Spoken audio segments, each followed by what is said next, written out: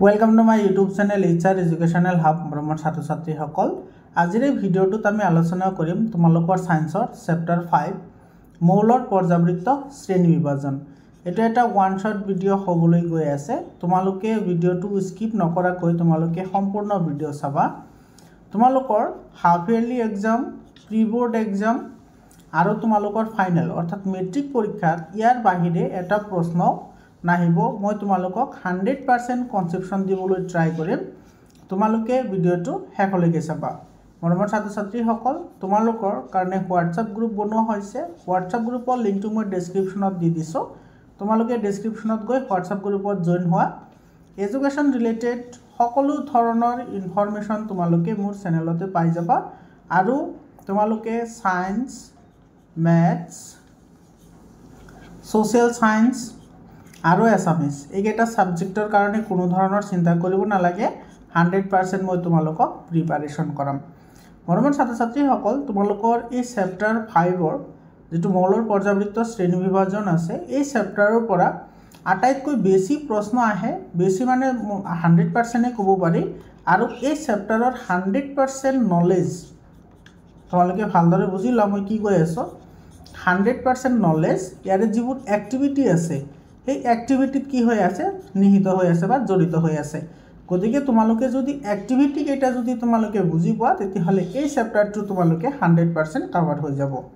তো সেই কাৰণে আমি কি কৰিম ইয়াতে যিমানটা এক্টিভিটি আছে 100% এক্টিভিটি আমি কি কৰিম ডিসকাশন কৰিম। মৰমৰ ছাত্ৰ ছাত্ৰীসকল তোমালোকে কপি ওলাই ল পেন ওলাই ল মোৰ লগে লগে তোমালোকে ইম্পৰ্টেন্ট টপিকবোৰ তোমালোকে পইণ্ট আউট কৰি যাবা। তো ইয়াতে চোৱা আমাৰ যেটো প্ৰথম কাৰ্যকলাপ আছে মৰমৰ ছাত্ৰ ছাত্ৰীসকল এই চেপ্টাৰটো তোমাৰ ভিডিওটো আৰম্ভ কৰাৰ আগতে তোমালোকে এটা কথা কৈ লও। তোমালোকে হাইড্ৰোজেনৰ পৰা জিংকলৈ যিকেইটা এলিমেন্ট আছে ইয়াতে 30টা এলিমেন্ট আছে এই 30টা এলিমেন্ট তোমালোকৰ কিন্তু লাৰ্ন কৰিব লাগিব অৰ্থাৎ তুমি এইখিনি কিন্তু মুখস্থ কৰিব লাগিব কাৰণ এটমিক নাম্বাৰ লাগিব আৰু কেনেকে তোমাৰ ই লিখা হয় ইলেক্ট্ৰনৰ বিন্যাস লিখা হয় ইলেক্ট্ৰনিক কনফিগাৰেশন লিখা হয় অৰ্থাৎ ইলেক্ট্ৰনৰ বিন্যাস লিখা হয় সেই বিষয়ে আমি ইয়াতে 100% শিকিম। তো প্ৰথমতে চোৱা যেটো আমাৰ কাৰ্যকলাপ 1 আছে হেতু চোৱা কি কৈছে ক্ষাৰ ধাতু অৰ্থাৎ এতে চোৱা ক্ষাৰ ধাতু বুলি কৈছে। তো এতে ক্ষাৰ ধাতু কোনবোৰক কয় চাবা মই তোমালোকক কৈ আছো। চোৱা ক্ষাৰ ধাতু কাক বোলে চাবা ক্ষাৰ ধাতু এতে চোৱা এতে ক্ষাৰ ধাতু আমি সেইবোৰক কম যিবোৰ তোমাৰ কি হয় পানীৰ লগত বিক্ৰিয়া কৰে যিবোৰ তোমাৰ কি কৰে পানীৰ লগত বিক্ৰিয়া কৰে পানীৰ লগত কি কৰে বিক্ৰিয়া কৰে বা তোমাৰ এটো এনেকৈ ক'ব পাৰা যিবোৰ তোমাৰ কি হয় পানীত মিহলি হয় বা পানীত দ্ৰৱীভূত হয় পানীত কি হয় দ্ৰৱীভূত হয় সেইবোৰক কি বুলি কোৱা হয় ক্ষাৰ ধাতু বুলি কোৱা হয়। एग्जांपल হিচাপে চোৱা এটো সোডিয়াম তাৰ পিছত তোমাৰ পটাছিয়াম তাৰ পিছত তোমাৰ ক্যালসিয়াম এই যিবোৰ ধাতু আছে এই ধাতুবোৰ তোমাৰ কি হয় পানীত মিহলি হয় অৰ্থাৎ পানীৰ লগত কি কৰে বিক্ৰিয়া কৰে। গতিকে তোমাৰ এই ধাতুবোৰ কি হ'ব ক্ষাৰ ধাতু হ'ব। তোমালোকে আৰু এটা কথা মনত ৰাখিবা যিবোৰ ক্ষাৰ ধাতু আছে যিবোৰ ক্ষাৰ ধাতু সেইবোৰৰ যোজ্যতা কি হয় 1 হয়। ক্ষাৰ ধাতুৰ যোজ্যতা কি হয় 1 হয়। তাৰ পিছত চোৱা এতে কৈছে কি তোমাৰ হেলোজেন পৰিয়াল এতে চোৱা হেলোজেন পৰিয়াল মানে যেটো আমাৰ 17 নম্বৰ যেটো বৰ্গ আছে হেতুক হেলোজেন পৰিয়াল বুলি কোৱা হয়। আৰু 17 নম্বৰ বৰ্গত আমি কি পাও 17 নম্বৰ বৰ্গত পাও ফ্লোৰিন তাৰ পিছত ক্লোৰিন তাৰ পিছত আছে ব্ৰোমিন তাৰ পিছত আছে আয়োডিন তাৰ পিছত আছে কি এস্টেটাইন তাৰ পিছত আছে তোমাৰ TS অৰ্থাৎ TS আছে TS ৰ নাম হৈছে এতে তোমাৰ TS মানে হৈছে টেনেচিনৰ পিছত আছে তোমাৰ ইয়াট্ৰিবিয়াম এটো হৈছে তোমাৰ YP আৰু একেবাৰে শেষত আছে কি এটো নোবেলিয়াম। একেটা মনত ৰাখিবা একেটা হৈছে তোমাৰ হেলোজেন বৰ্গৰ মৌল একেটা হেলোজেন বৰ্গৰ মৌল অৰ্থাৎ একেটা হৈছে তোমাৰ 17 নম্বৰ বৰ্গৰ মৌল আৰু যিকেটা 17 নম্বৰ বৰ্গৰ মৌল আছে সেইবোৰৰ যোজ্যতাও কি হয়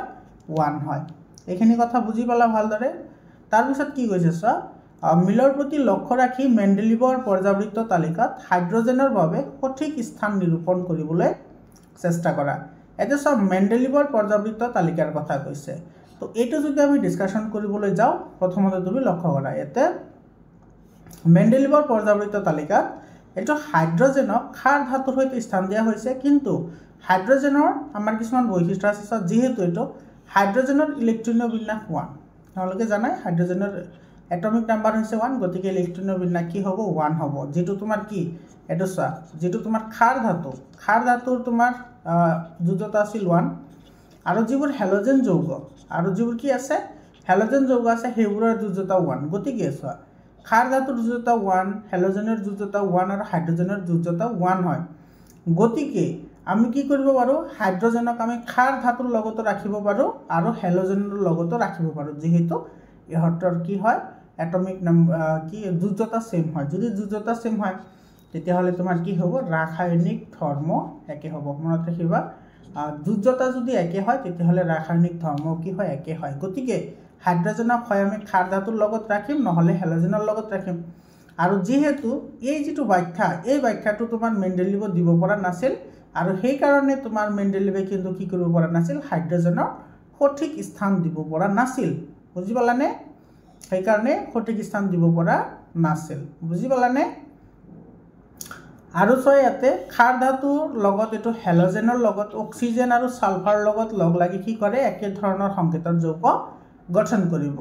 আৰু যেহেতু তোমাৰ হাইড্ৰজেন তোমাৰ দ্বিপাৰমাণৱিক অণু গঠন কৰিব পাৰে যেনেকৈ অক্সিজেন দ্বিপাৰমাণৱিক অণু হিচাপে থাকে দ্বিপাৰমাণৱিক মানে তোমাৰ এইটো অক্সিজেনতে অক্সিজেন কেইটা আছে দুটা ঠিক তেনেদৰে হাইড্ৰজেন থাকিব পাৰে যত তোমাৰ হাইড্ৰজেন থাকিব দুটা তোমালোকে 9ত পঢ়ি আহিছা দ্বিপাৰমাণৱিক ত্ৰিপাৰমাণৱিক অণু তো এতিয়া তাৰ পিছত তো কি কৈছে সা কোনটো বৰ্গ আৰু পৰ্যায়ত হাইড্ৰজেনৰ বাবে স্থিৰ কৰা উচিত তো এটা সা হেলোজেনৰ নিচিনাকৈ হাইড্ৰজেন দ্বিপাৰমাণৱিক অণু হিচাপে থাকিব পাৰে অৰ্থাৎ অথবা তোমাৰ ধাতুহঁতৰ লগত কি কৰিব পাৰে একে যৌগ গঠন কৰিব পাৰে গতিকে কোনটো বৰ্গ আৰু হাইড্ৰজেনৰ বাবে স্থান আমাৰ নিৰূপণ কৰা উচিত তো 1 নম্বৰ বৰ্গৰ 1 নম্বৰ পৰ্যায়ত ৰখাটো উচিত হ'ব যেহেতু তোমাৰ ইয়াৰে তোমাৰ কি হয় যেহেতু এটো পৰমাণু ক্ৰমাঙ্ক 1 হয় পৰমাণু ক্ৰমাঙ্ক 1 আৰু ইয়াৰে যোজ্যতা 1 হয় সেই কাৰণে যেহেতু পৰমাণু ক্ৰমাঙ্ক 1 হয় গতিকে এটো আমি 1 নম্বৰ বৰ্গৰ 1 নম্বৰ পৰ্যায়ৰ 1 নম্বৰ মূলটো আমি কি ৰাখিম ইয়াতে ঠিক আছে এটো সা হাইড্ৰজেনৰ বাবে মেন্ডেলিভৰ পৰ্যায়বৃত্ত তালিকাত এটো প্ৰথম পৰ্যায়ৰ প্ৰথম বৰ্গত স্থান দিয়া হৈছে বুজি পালানে এটো হল আমাৰ 1 নম্বৰ কাৰ্যকলাপ তাৰ পিছত চোৱা 2 নম্বৰ কাৰ্যকলাপত আমাৰ কি কৈছে চাবা ক্লোৰিনৰ সমস্থানিক ক্লোৰিন 35 আৰু ক্লোৰিন 37 ক বিচাৰৰ বাবে লোৱা এতে তোমালোকে মোস্ট ইম্পৰ্টেন্ট হয় এটো কিন্তু বহুতই ইম্পৰ্টেন্ট হয় হেতু হৈছে কি সমস্থানিক সো সমস্থানিক একচুয়ালি হয় কি তোমালোকে এটো ভালদৰে জানিলা মই তোমালোকক প্ৰথমতে কৈছো যে এই চেপ্টাৰটোৰ যিবোৰ এক্টিভিটি আছে অৰ্থাৎ কাৰ্যকলাপ আছে সেইখিনি যদি তুমি বুজিবা এটোৰ 100% তোমাৰ কনসেপচন ক্লিয়াৰ হ'ব সো সমস্থানিক কাক কয় সমস্থানিক মানে এটা স্থানতে থাকে যদি এটা স্থানতে থাকে তেতিয়া হলে ইহতৰ কি হ'ব পাৰমাণবিক সংখ্যা কি হয় সেম হয় মনত ৰাখিবা ইহতৰ কি হয় পাৰমাণবিক সংখ্যা একে পাৰমাণবিক সংখ্যা সেম থাকে একে থাকে এটো এটা তাৰ পিছত সমস্থানিকবোৰৰ ৰাসায়নিক ধৰ্ম একে থাকে সমস্থানিকবোৰৰ কি থাকে ৰাসায়নিক ধৰ্ম কি থাকে একে থাকে তাৰ পিছত ইহতৰ পাৰমাণবিক ভৰ বেলেগ বেলেগ হয় পাৰমাণবিক ভৰ কি হয় বেলেগ বেলেগ হয় তোমালোকে এইবোৰ লিখি ৰাখা ঠিক আছে তোমালোকে লিখি লোৱা এখানে পাৰমাণবিক ভৰ কি হয় একে থাকে আৰু ইহতৰ কি হয় যোজ্যতাও কি হয় সেম হয় যোজ্যতা কি থাকে সেম থাকে যোজ্যতা একে এতিয়া চোৱা পাৰমাণবিক সংখ্যা একে কিন্তু পাৰমাণবিক ভৰ কি হয় বেলেগ বেলেগ হয় ৰাসায়নিক ধৰ্ম একে হয় আৰু যোজ্যতা সমূহ কি থাকে একে থাকে গতিকে এটা ক্লোৰিন 35 আৰু ক্লোৰিন 37 ক বিচাৰৰ বাবে আমাক লবলৈ দিছে ইহতৰ পাৰমাণবিক ভৰ ভিন ভিন হোৱাৰ বাবে তোমালোকে বেলেগ বেলেগ স্থানত ঠাই দিবানে সো আজিকালি এনেকুৱা ধৰণৰ প্ৰশ্ন কিন্তু পৰীক্ষাত আহে আৰু এটো কিন্তু এমসিকিউ আৰু লং ফৰ্ম দুটাতে আহে এতে কি কৈছে সা ইহতৰ পাৰমাণবিক ভৰ বেলেগ বেলেগ মই মাত্ৰ কলো গতিকে ইহতক বেলেগ বেলেগ ঠাইত স্থান দিবা নেকি নিদিও আমি বেলেগ বেলেগ ঠাইত স্থান দিব নোৱাৰি কিহৰ কাৰণে নোৱাৰি কাৰণ যিবোৰ সমস্থানিক আছে সেই সমস্থানিকৰ যিবোৰ ৰাসায়নিক ধৰ্ম একে হয় ৰাসায়নিক ধৰ্ম যদি একে হয় ৰাসায়নিক ধৰ্ম একে হলে হেবোৰক আমি বেলেগ বেলেগ বৰ্গত স্থান দিব নোৱাৰো কাৰণ বৰ্গ এটাত একে ৰাসায়নিক ধৰ্ম বিশিষ্ট মৌলবোৰহে থাকে গতিকে আমি সমস্থানিকবোৰক আমি হতৰ বেলেগ বেলেগ বৰ্গত আমি স্থান নিদিও কাৰণ সমস্থানিকবোৰৰ ৰাসায়নিক ধৰ্ম কি হয় একে হয় আৰু পাৰমাণৱিক সংখ্যা সেম হয় সেইকাৰণে বুজি পালানে এটো চোৱা ক্লোৰিন 35 আৰু ক্লোৰিন 37 পাৰমাণৱিক ভৰ ভিন ভিন হোৱাৰ বাবে ইহঁতক বেলেগ বেলেগ স্থানত ঠাই দিব নোৱাৰি কাৰণ ইহঁতৰ আনটোৰ পৰা পাৰমাণৱিক ভৰ সুষমভাৱে বৃদ্ধি নহয় এটা হৈছে তোমাৰ সুষমভাৱে বৃদ্ধি নহয় আৰু ইহঁতৰ ৰাসায়নিক ধৰ্ম একে হয় তাৰ লগতে সমস্থানিকবোৰৰ পাৰমাণৱিক সংখ্যা একে হয় সেইকাৰণে এটো আমি বেলেগ বেলেগ স্থানত স্থান দিব নোৱাৰো বুজি পাইছানে তো আমি তাৰ পিছতো কি কৈছে সনে সিহঁতৰ ৰাসায়নিক ধৰ্ম একে হোৱাৰ বাবে সিহঁতক এটা স্থানতে ঠাই দিবা হয় এটো কি হ'ব হয় আমি এটা স্থানতে স্থান দিম কাৰণ সিহঁতৰ ৰাসায়নিক ধৰ্মসমূহ একে হয় আৰু ইহঁতৰ পাৰমাণৱিক সংখ্যা একে হয় সেইকাৰণে ইহঁতক আমি এটা স্থানতে ৰাখিব পাৰিম বুজি পালানে ইয়াতে দি দিছে চোৱা এটো কথাও তোমালোকে মনত ৰাখিবা এটা সমস্থানিকৰ ৰাসায়নিক ধৰ্ম একে হয় কিন্তু পাৰমাণৱিক ভৰ বেলেগ বেলেগ হয় নিমিলে কিয়নো সমস্থানিকৰ নিউক্লিয়াছত প্ৰটনৰ সংখ্যা একে কিন্তু নিউট্ৰনৰ সংখ্যা কি হয় বেলেগ বেলেগ হয় বহুত ইম্পৰ্টেন্ট হয় মনত ৰাখিবা চোৱা সমস্থানিকৰ বৈশিষ্ট্য এটা হৈছে তোমাৰ ৰাসায়নিক ধৰ্ম একে হয় তাৰ পিছত পাৰমাণৱিক ভৰ বেলেগ বেলেগ হয় প্ৰটনৰ সংখ্যা সেম হয় তো প্ৰটন যিমানটা থাকে তোমালোকে 9ত পঢ়িছা প্রোটন যিমানটা থাকে ইলেকট্রনও সিমানটাই থাকে অর্থাৎ ইলেকট্রন মানে কি ইলেকট্রন মানে পারমাণবিক সংখ্যা অর্থাৎ তোমার কি থাকে পারমাণবিক সংখ্যা একে থাকে আর কিন্তু নিউট্রনের সংখ্যা তোমার কি থাকে ভিন্ন থাকে বেলেগ বেলেগ থাকে আর এটা কথা মনত রাখিবা নিউট্রনের কোনো আধান না থাকে মানে যেনেকুৱা ধৰা প্ৰোটন হৈছে তোমাৰ পজিটিভ তাৰ পিছত ইলেকট্রন হৈছে নেগেটিভ কিন্তু নিউট্রন কোনো আধান না থাকে ঠিক আছে নিউট্রন নট এটো নট বুলি লিখা হয় নিউট্ৰনৰ কোনো কি না থাকে আধান না থাকে এইখিনি কথা বুজি পালা মৰমৰ ছাত্ৰ ছাত্ৰীসকল তোমালোকৰ যদি সায়েন্স ম্যাথ সোশ্যাল সায়েন্স আৰু এছামিছৰ যদি পিডিএফ ফাইল লাগে তোমালোকে একেবাৰে কম দামতে লেস প্ৰাইসতে তোমালোকে 100% নোটস তোমালোকে লৈ ল'ব পাৰা যিবোৰৰ পৰা তোমালোকৰ 99% কোৱেশ্চন তোমালোকৰ পৰীক্ষাত আহিব যোৱা বছৰ মোৰ চেনেলৰ থ্ৰুদি সায়েন্স ম্যাথ আৰু এছামিছত বহুত ষ্টুডেণ্টে তোমালোকৰ লেটাৰ মাৰ্ক পাইছে গতিকে তোমালোকে লেটাৰ মাৰ্ক পাবা তোমালোকে নোটছবোৰ লৈ লোৱা তাৰ পিছত চোৱা 3 নম্বৰ যেটো কাৰ্যকলাপ আছে 3 নম্বৰ কাৰ্যকলাপত কি কৈছে চাবা আধুনিক পৰ্যাবৃত্ত তালিকাত কোভাল্ট আৰু নিকেলৰ স্থান কেনেদৰে পৃথক কৰা হৈছিল আধুনিক পৰ্যাবৃত্ত তালিকাত বিভিন্ন মৌলৰ সমস্থানিকবোৰৰ স্থান কেনেদৰে নিৰ্ণয় কৰা হৈছিল হাইড্ৰোজেন আৰু হিলিয়ামৰ মাজত ঠাই দিব পৰাকৈ 1.5 পাৰমাণৱিক সংখ্যাৰ মৌল এটা থকাটো সম্ভৱ হয়নে আধুনিক পৰ্যাবৃত্ত তালিকাত হাইড্ৰোজেনক স্থান ক'ত দিয়া উচিত বুলি তুমি বিবেচনা কৰা বা তুমি ভাবা এতে তুমি ভালদৰে এটা কথা লক্ষ্য কৰা এটা চোৱা আধুনিক পৰ্যাবৃত্ত তালিকাত যেটো কোবাল্ট আৰু ইফালে তোমাৰ কি কৈছে নিকেল বুলি কৈছে হয়নে তো ইয়াতে তুমি যদি ভালদৰে লক্ষ্য কৰা যেটো তোমাৰ কোবাল্ট আছে এটা চোৱা কোবাল্ট আৰু ইফালে আছে কি নিকেল হয়নে তো ইয়াতে তুমি যদি চোৱা সো কোবাল্টৰ এটমিক নাম্বাৰ কিমান কোবাল্টৰ এটমিক নাম্বাৰ হৈছে 27 আৰু নিকেলৰ এটমিক নাম্বাৰ হৈছে কিমান 28 আৰু কোবাল্টৰ ভৰ কিমান কোবাল্টৰ ভৰ হৈছে 58.9 আৰু নিকেলৰ ভৰ হৈছে তোমাৰ কি 58.7 এতিয়া চোৱা তোমালোকে যদি ভালদৰে লক্ষ্য কৰা তোমালোকে তো ডাইৰেক্টলি ক'ব পাৰা যে কোবাল্টৰ পাৰমাণৱিক ভৰ কম সৰি বেছি আৰু নিকেলৰ পাৰমাণৱিক ভৰ কম গতিকে নিকেলটো আগত আহিব লাগিছিল আৰু কোবাল্টটো পিছত যাব লাগিছিল কিন্তু কোবাল্টক 27ত ৰখা হৈছে আৰু নিকেলক 28ত ৰখা হৈছে কিহৰ কাৰণে কাৰণ এটো চোৱা হেতু আমাক খুদিছে যে কি দৰে পৃথক কৰিছে কাৰণ কোবাল্টৰ এটমিক নাম্বাৰ 27 আৰু নিকেলৰ এটমিক নাম্বাৰ হৈছে 28 সেই কাৰণে যেহেতু আধুনিক পৰ্যাবৃত্ত তালিকাখন তোমাৰ পাৰমাণৱিক সংখ্যাৰ ওপৰতহে আধাৰিত মনত ৰাখিবা যেটো আধুনিক পৰ্যাবৃত্ত তালিকা হেতু পাৰমাণৱিক সংখ্যাৰ ওপৰতে কি কৰা হৈছে বনোৱা হৈছে তোমালোকে মনত ৰাখিবা আৰু পাৰমাণৱিক সংখ্যাৰ পৰিৱৰ্তনৰ লগে লগে মৌলসমূহৰ ৰাসায়নিক ধৰ্ম কি হয় পৰিৱৰ্তন হয় এটো হৈছে আধুনিক পৰ্যাবৃত্তৰ সূত্ৰ তোমালোকে মনত ৰাখিবা আধুনিক পৰ্যাবৃত্তৰ সূত্ৰ হৈছে মৌলসমূহৰ পাৰমাণৱিক সংখ্যাবোৰ পৰিৱৰ্তনৰ লগতে কি হয় সিহঁতৰ ৰাসায়নিক ধৰ্মবোৰ কি হয় পৰিৱৰ্তন হয় এটো হৈছে আধুনিক পৰ্যাবৃত্তৰ মূল সূত্ৰ গতিকে যেহেতু আধুনিক পৰ্যায়বৃত্ত তালিকা পাৰমাণৱিক সংখ্যাৰ ওপৰত আধাৰিত গতিকে যাৰ পাৰমাণৱিক সংখ্যা কম হ'ব সেই মৌলটো আগত থাকিব আৰু যাৰ পাৰমাণৱিক সংখ্যা বেছি থাকিব সেই মৌলটো পিছত যাব ইয়াতে ভৰৰ কোনো কথা নাই সেইকাৰণে কোবাল্টৰ ভৰ তোমাৰ নিকেলতকৈ বেছি হোৱা সত্ত্বেও কি কৰা হৈছে কোবাল্টক 27ত ৰখা হৈছে আৰু নিকেলক 28ত ৰখা হৈছে বুজি পালানে তাৰ পিছত তোমাৰ কি কৈছে চোৱা আধুনিক পৰ্যায়বৃত্ত তালিকাত বিভিন্ন মৌলসমূহৰ সমস্থানিকবোৰৰ স্থান কেনেদৰে নিৰ্ণয় কৰা হৈছিল এতে চোৱা হে একেটা কথা যেহেতু এটোৰ আনসাৰ তোমালোকে এনেদৰে লিখিব লাগিব যেহেতু চোৱা এতে যিবোৰ সমস্থানিক আছে সমস্থানিকবোৰৰ কি হয় ৰাসায়নিক ধৰ্ম একে হয় ৰাসায়নিক ধৰ্ম কি হয় একে হয়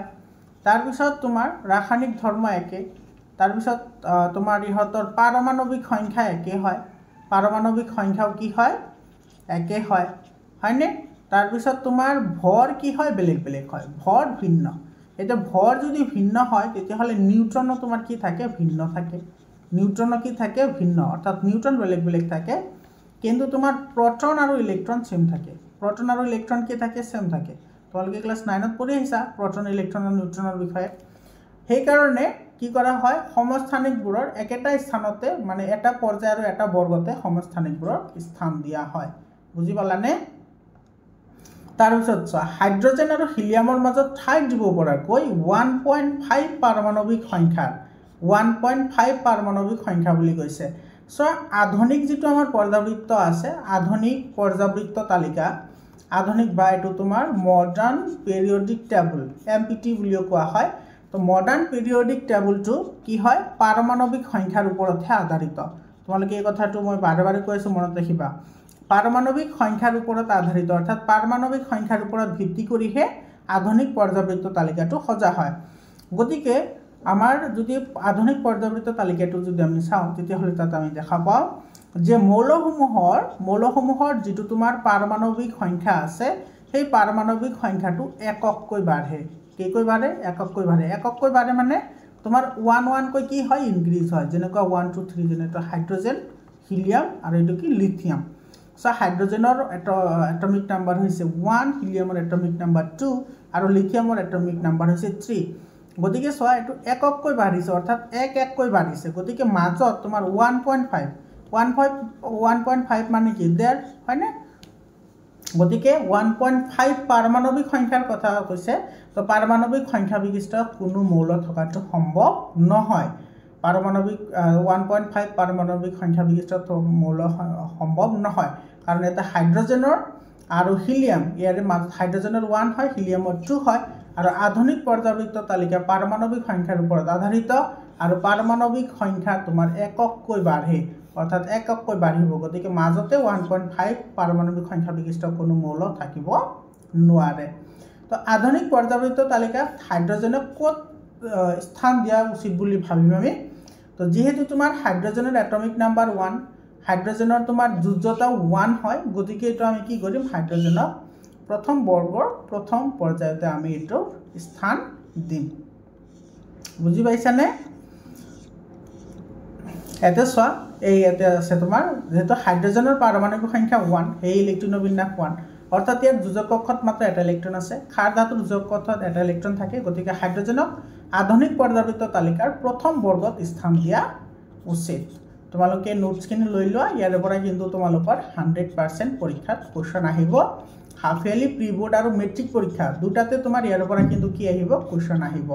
মৰমৰ ছাত্ৰ-ছাত্ৰীসকল তোমালোকে যদি আজমল সুপাৰ 40 যদি তোমালোকে প্ৰিপাৰেচন কৰিব বিচাৰা তোমালোকে কৰিব পাৰিবা তোমালোকে চেনেলটো সাবস্ক্ৰাইব কৰা 100% তোমালোকক মই প্ৰিপাৰেচন কৰাম তাৰ পিছৰ যেটো এক্টিভিটি আছে হেতুলৈ আমি আগবাঢ়িছো ইয়াতে সোৱা কি কৈছে ইয়াতে কাৰ্যকলাপ 5.4 আধুনিক পৰ্যায়বৃত্ত তালিকাৰ বৰ্গ 1 2 মন কৰা আৰু ইয়াত থকা মৌলবোৰৰ নামবোৰ লিখা এতে নাম লিখিব দিছে বৰ্গ 1 ৰ প্ৰথম তিনিটা মৌলৰ ইলেক্ট্ৰনৰ বিন্যাস লিখা হিহতৰ ইলেক্ট্ৰনৰ বিন্যাসক কি সাদৃশ্য দেখা পাবা আৰু এই মৌল তিনিটা কিমানটা যোজক ইলেক্ট্ৰন আছে তো ইয়াৰে সোৱা এৰা আনসাৰবোৰ লিখোতে তুমি ভালদৰে লক্ষ্য কৰিবা আধুনিক পৰ্যায়বৃত্ত তালিকা বৰ্গ 1 ত থকা মৌলসমূহ কি হয় hydrogen lithium sodium potassium rubidium caesium আৰু ফ্ৰান্সিয়াম একেটা হৈছে তোমাৰ বৰ্গ 1ৰ মৌল হ'ব তুমি যদি এইকেইটাৰ সংকেত যদি লিখিব বিচাৰা সংকেতো লিখিব পাৰিবা এটো হাইড্ৰোজেন মানে H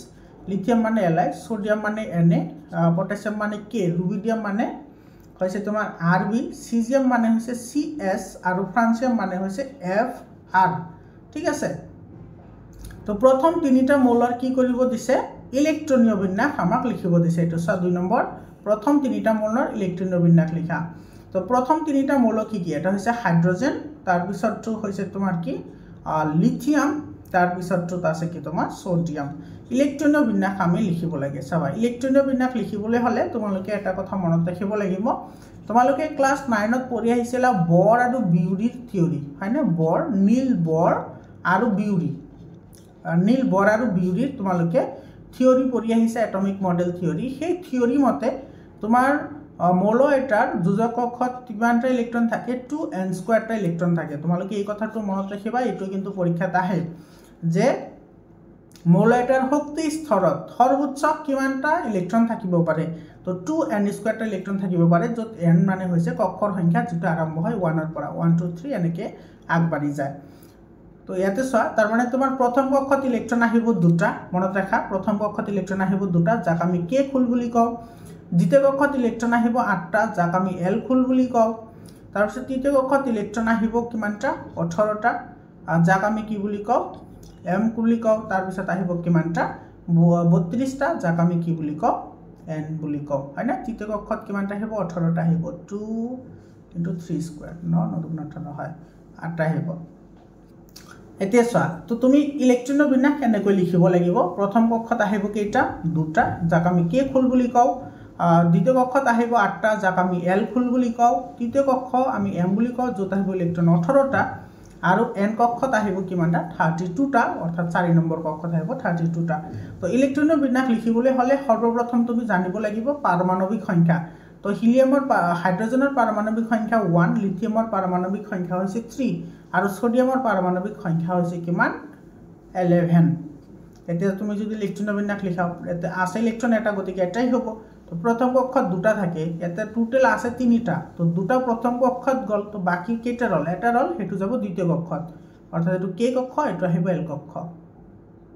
তাৰ পিছত এটো চোৱা klm এটো কি আহিব দুটা আহিব তাৰ পিছত আহিব 8টা দুইতে 10টা হল আৰু আহিব কেইটা এটা হয়নে এতে তুমি যদি ভালদৰে লক্ষ্য কৰা এতে চোৱা হাইড্ৰোজেনৰ বহিৰতম কক্ষত ইলেক্ট্ৰন আছে এটা লিথিয়ামৰ বহিৰতম কক্ষত ইলেক্ট্ৰন আছে এটা আৰু সোডিয়ামৰ বহিৰতম কক্ষত ইলেক্ট্ৰন আছে এটা এতে চোৱা হিহতৰ ইলেক্ট্ৰনীয় বিন্যাসত কি সাদৃশ্য দেখা পাবা হিহতৰ ইলেক্ট্ৰনীয় বিন্যাসত দেখা গল যে বহিৰতম কক্ষত এটা এটা কৈ কি থাকে ইলেক্ট্ৰন থাকে অৰ্থাৎ ইয়াৰ প্ৰত্যেকটো মৌলৰ যোজ্যতা কিমান হ'ব 1 হ'ব ইয়াৰ যোজ্যতা কিমান হ'ব 1 হ'ব ইয়াৰ যোজ্যতা কি হ'ব 1 হ'ব এতিয়া তোমালোকে আৰু এটা কথা মন কৰা এটো চা বৰ্গৰ আমি কি কৰিছো ওপৰৰ পৰা তললৈ আহিছো হয়নে ওপৰৰ পৰা তলৰ ফালে যদি আহিছো তোমালোকে এটা লক্ষ্য কৰা ইয়াতে কক্ষ আছে মাত্ৰ এটা ইয়াতে কক্ষ আছে দুটা ইয়াতে কক্ষ আহিছে তিনিটা অৰ্থাৎ বৰ্গ এটাৰ যদি ওপৰৰ পৰা যদি আমি তললৈ আহো তেতিয়া হলে কক্ষৰ সংখ্যা এটা এটা কৈ কি হয় বৃদ্ধি হয় কক্ষৰ সংখ্যা এটা এটা কৈ বাঢ়ে সো ইয়াতে এটা আছিল ইয়াতে দুটা ইয়াতে তিনিটা তো সোডিয়ামৰ পিছত যেটো আছে পটাছিয়াম এই পটাছিয়ামত কেইটা আহিব 4টা আহিব ইলেক্ট্ৰনীয় বিন্যাস কি হ'ব 2881 হ'ব এতে চাই এতে 4টা কক্ষ আহিছে তাৰ পিছত আছে কি তোমাৰ ৰুবিডিয়ামত কেইটা কক্ষ থাকিব 5টা তাৰ পিছত আছে সিজিয়ামত কক্ষ থাকিব কেইটা 6টা আৰু ফ্ৰান্সিয়ামত কক্ষ থাকিব কিমানটা 7টা বুজি পালানে তো তোমালোকে এই কথাখিনি মনত ৰাখিবা যে বৰ্গ এটাৰ ওপৰৰ পৰা তললৈ আহিলে মৌলসমূহৰ কক্ষৰ সংখ্যা এককৈ বাঢ়ে আৰু বৰ্গ এটাত থকা সকলোবোৰ মৌলৰ যোজ্যতা কি হয় সেম হয় অৰ্থাৎ এটা সব পটাছিয়ামৰ যোজ্যতা কি হ'ব 1 হ'ব ৰুবিডিয়ামৰ যোজ্যতা 1 হ'ব সিজিয়ামৰ যোজ্যতা 1 হ'ব আৰু ফ্ৰান্সিয়ামৰ যোজ্যতা কি হ'ব 1 হ'ব অৰ্থাৎ প্ৰত্যেকটো মৌলৰ যোজ্যতা কি থাকে সেম থাকে তোমালোকে এই কথাটো কিন্তু ভালদৰে মনত ৰাখিবা ঠিক আছে তাৰ পিছত চোৱা এক্টিভিটি এটো 5.5 এটো তোমাৰ কি কৈছে চাবা আৰ যদি তোমালোকে দীৰ্ঘ পৰ্যায়বৃত্ত তালিকাখন মন কৰা তেতিয়াহলে দ্বিতীয় পৰ্যায়ত এটা আমাৰ দ্বিতীয় পৰ্যায়ৰ কথা কৈছে হা পৰ্যায় lithium beryllium boron carbon nitrogen oxygen fluorine আৰু নিয়ন এই মৌলকেইটা পাবা সিহঁতৰ ইলেক্ট্ৰনীয় বিন্যাস লিখা গোটেই কেইটাৰ আমাৰ ইলেক্ট্ৰনীয় বিন্যাস আমাৰ কি কৰিব দিছে লিখিব দিছে তাৰপিছত দিছে এই মৌলকেইটা একে সংখ্যক যোজক ইলেক্ট্ৰন থাকে নেকি সিহঁতৰ কক্ষসমূহৰ সংখ্যা একে নেকি ইয়াতে চোৱা ইয়াতে কিন্তু পৰ্যায়ৰ কথা কৈছে আগতে কৈছিল বৰ্গৰ কথা এতিয়া কৈছে পৰ্যায়ৰ কথা তোমালোকে ভালদৰে লক্ষ্য কৰা ইয়াতে চোৱা lithium beryllium boron carbon nitrogen oxygen fluorine আৰু নিয়ন এই মৌলকেইটাৰ ইলেক্ট্ৰনীয় বিন্যাস এইটো চোৱা মৌলৰ নাম এটা চোৱা লিথিয়াম ইয়াৰ ইলেক্ট্ৰনীয় বিন্যাস এইটো এটা তোমাৰ গোটেইখিনি ধুনীয়াকৈ দিয়া আছে হয়নে পাৰমাণৱিক সংখ্যা হৈছে কি 3 বেৰিলিয়ামৰ পাৰমাণৱিক সংখ্যা 4 বৰনৰ পাৰমাণৱিক সংখ্যা 5 কাৰ্বনৰ পাৰমাণৱিক সংখ্যা 6 নাইট্ৰজেনৰ পাৰমাণৱিক সংখ্যা 7 অক্সিজেনৰ পাৰমাণৱিক সংখ্যা 8 আৰু ফ্লোৰিনৰ পাৰমাণৱিক সংখ্যা 9 আৰু নিয়নৰ পাৰমাণৱিক সংখ্যা হৈছে 10 অৰ্থাৎ এইটো চা সিৰিয়েল আছে হয়নে তো সিৰিয়েল আছে এইটো চা 2 3 4 5 6 7 8 9 আৰু 10 এতিয়া ইহঁতৰ ইলেক্ট্ৰনীয় বিন্যাস মই এইমাত্ৰ তোমালোকক শিকালো ইলেক্ট্ৰনীয় বিন্যাস কেনেকৈ লিখিব লাগে এইটো চা ইলেক্ট্ৰনীয় বিন্যাস 3 হলে কি আহিব 2 1 আহিব অৰ্থাৎ 2 আহিব কে খোলত আৰু এটা আহিব এল খোলত তাৰ পিছত 2 2 হ'ব 4 হলে 5 হলে 2 3 হ'ব মানে প্ৰথম কক্ষক কে তাৰ পিছত এল তাৰ পিছত এম তাৰ পিছত কি এন সহায়তে তোমাৰ প্ৰথমটো যদি আমি চাও যদি লিথিয়াম চাও লিথিয়াম হলে তোমাৰ কি প্ৰথম কক্ষত আহিব দুটা এটা বাকি ৰল কেইটা এটা হেতু আহিব এল কক্ষত মানে প্ৰথমতে পূৰ্ণ কৰি যাব লাগিব নেকে বেৰিলিয়ামৰ 4 গতিকে এটো আহিব তোমাৰ কি 2 আৰু কি আহিব 2 তাৰ পিছত আহিব তোমাৰ এটো 3 এটো বৰণ কাৰ্বনৰ আহিব 2 4 বুজি পালানে তো এটো হৈছে তোমাৰ ইলেক্ট্ৰনীয় বিন্যাস নাইট্ৰজেনৰ হ'ব 2 5 অক্সিজেনৰ হ'ব 2 6 ফ্লোৰিনৰ হ'ব 2 7 আৰু নিয়নৰ হ'ব কিমান 2 8 এতিয়া তোমালোকে চোৱা ইয়াতে যোজ্যতা দিয়া আছে হয়নে ইয়াতে যোজ্যতা 1 হয় ইয়াতে 2 হয় বৰণৰ যোজ্যতা 3 হয় এটো কাৰ্বনৰ যোজ্যতা 4 নাইট্ৰজেনৰ যোজ্যতা 5 বা 3 ঠিক আছে দুটা হয় তাৰ পিছত তোমাৰ এটোৰ যোজ্যতা হ'ব 2 এটোৰ যোজ্যতা হ'ব 1 এটোৰ যোজ্যতা হ'ব 0 এতিয়া চোৱা তোমালোকে ইয়াতে ভালদৰে লক্ষ্য কৰা যে এই যিবোৰ তোমাৰ যোজ্যতা ওলোৱা হয় যোজ্যতাটো কেনেকৈ ওলোৱা হয় যদি ধাতু হয় মনত ৰাখিবা যোজ্যতা ওলোৱাৰ ক্ষেত্ৰত মনত ৰাখিবা বহুত ইম্পৰ্টেন্ট হয় যদি ধাতু হয় তেতিয়া হলে তোমাৰ কি হ'ব বহিৰতম কক্ষত যেটো ইলেক্ট্ৰন থাকিব হেইটোই হ'ব তাৰ যোজ্যতা বহিৰতম এটো কক্ষত থকা ইলেক্ট্ৰন বহিৰতম কক্ষত থকা ইলেক্ট্ৰনেই হ'ব কি তাৰ যোজ্যতা যদি ধাতু হয় আৰু যদি অধাতু হয় যদি কি হয় অধাতু হয় তেতিয়া হলে তুমি 8 ৰ পৰা মাইনাস কৰিব লাগিব কি বহিৰতম কক্ষত থকা ইলেক্ট্ৰন তোমালোকে এইখিনি লিখি ৰাখা বহুত ইম্পৰ্টেন্ট হয় তোমালোকক এক্সাম্পল দি দেখুৱাই দি আছো এটা লিথিয়ামটো ধাতু হয় সেইকাৰণে বহিৰতম কক্ষত 1 আছে গতিকে ইয়াৰ যোজ্যতাও কি হ'ব 1 হ'ব বেৰিলিয়ামটো কি হয় ধাতু হয় গতিকে ইয়াৰ যোজ্যতা কি হ'ব সব বহিৰতম কক্ষত দুটা আছে গতিকে এটো 2 ইয়াৰ কি হ'ব যোজ্যতা বৰণ কি হয় তোমাৰ বৰণ একচুয়ালি তোমাৰ ধাতু কল্প হয় মানে ধাতু আৰু অধাতু দুটাৰ মাজত থাকে তো এটো তোমাৰ কি আছে 3টা আছে গতিকে এটো যোজ্যতা হ'ব 3 কাৰ্বনটো অধাতু হয় কাৰ্বনটো কি হয় অধাতু গতিকে ইয়াৰ যোজ্যতা কি হ'ব স্যাৰ এটা বহিৰতম কক্ষত আছে কেইটা 4টা গতিকে 8 - 4 হ'ব হয়নে 8 ৰ পৰা বহিৰতম কক্ষত যিমানটা ইলেক্ট্ৰন থাকে এটো মাইনাস কৰিব লাগে তো 8 - 4 4 এটো স্যাৰ যোজ্যতা কিমান হ'ব 4 হ'ব তাৰ পিছত নাইট্ৰজেন এটা অধাতু হয় তো গতিকে ইয়াৰ ইলেক্ট্ৰনীয় বিন্যাস কি হ'ব 8 - 5 এটো কি হ'ব 3 অক্সিজেনৰ বহিৰতম কক্ষত ইলেক্ট্ৰন আছে কিমানটা অক্সিজেন এটা অধাতু গতিকে এটো তোমাৰ কি হ'ব 8 - 6 অৰ্থাৎ এটো হ'ব কিমান 2 ফ্লোৰিন এটা অধাতু হয় ফ্লোৰিনৰ যোজ্যতা কিমান হ'ব এটো হ'ব 8 - এটো সব বহিৰতম কক্ষত আছে 7টা গতিকে এটো হ'ব কিমান যোজ্যতা 1 আৰু নিয়ন এটা অধাতু হয় নিয়নৰ বহিৰতম কক্ষত ইলেক্ট্ৰন আছে 8টা গতিকে কি হ'ব 8 - 8 = কি 0 নিয়নৰ যোজ্যতা কি হ'ব 0 হ'ব